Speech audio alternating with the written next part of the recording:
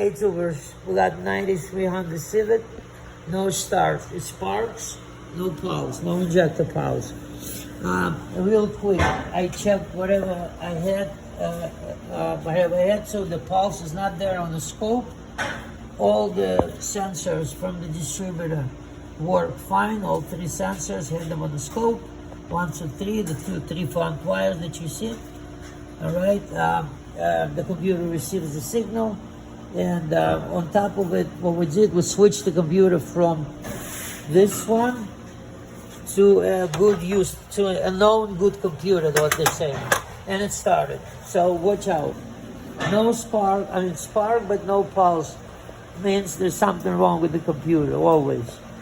Okay, so it's a bad computer, and we got it by switching the computers. Thank you, subscribe, and tell your friend.